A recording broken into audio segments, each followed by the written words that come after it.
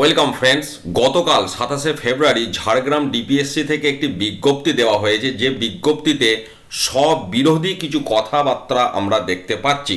দেখুন, এখানে অ্যাকচুয়ালি যে বিষয়ে এই বিজ্ঞপ্তি শিক্ষক শিক্ষিকাদের প্রাইমারি স্কুলে, অবশ্যই এটা ঝাড়গ্রাম ডিপিএসসির আন্ডারে, বিদ্যালয়ে আসা, বিদ্যালয়ে থাকা এবং অ্যাক্টিভিটি, ছুটি নেওয়া, মিড ডে মিল, এই প্রসঙ্গে বিজ্ঞপ্তি। তো বিজ্ঞপ্তির 1 নম্বর পয়েন্টে যেটা বলা হচ্ছে, টিচিং লার্নিং অ্যাক্টিভিটি কতক্ষণ কন্টিনিউ হবে সেটা প্রাথমিক শিক্ষা পর্ষদের যে শিডিউল সেই শিডিউল মেনে হবে, যেটা 10:40 AM থেকে 4টে পর্যন্ত।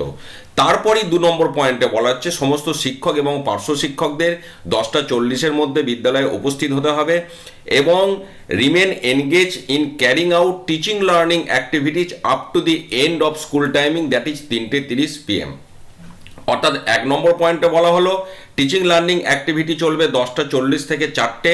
2 নম্বর পয়েন্টটি বলা হচ্ছে টিচিং লার্নিং অ্যাক্টিভিটি চলবে 3:30 পর্যন্ত। অর্থাৎ এই দুটি জায়গাতেই স্ববিরোধী বক্তব্য হয়ে গেল। এবং তারপরেই আবার বলা হচ্ছে all teachers must remain present at school up to 4 PM।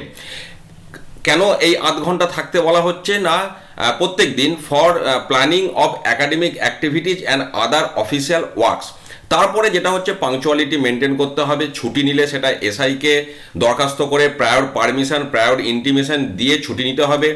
এছাড়াও যেটা বলা হচ্ছে ছাত্রছাত্রীদের loud reading, handwriting, board work এগুলো করতে হবে। মিড ডে মিল যেন প্রত্যেক দিন চলে, শনিবার সহ, সেটা লক্ষ্য রাখতে বলা হচ্ছে এবং প্রত্যেক দিন 12:30টার মধ্যে সেই সংক্রান্ত মেসেজ পাঠাতে বলা হচ্ছে মিড ডে মিলের। এই সমস্ত অ্যাক্টিভিটিগুলো বিদ্যালয়ে যেগুলো হয় সেগুলো আরেকবার এখানে বলা হলো ঝাড়গ্রাম ডিপিএসসি থেকে। এবার আপনারা যারা আছেন অবশ্যই এই নিয়ে মন্তব্য করবেন, এই নিয়ে যদি আপনাদের কোনো বক্তব্য থাকে। ভালো থাকুন, সুস্থ থাকুন, ধন্যবাদ।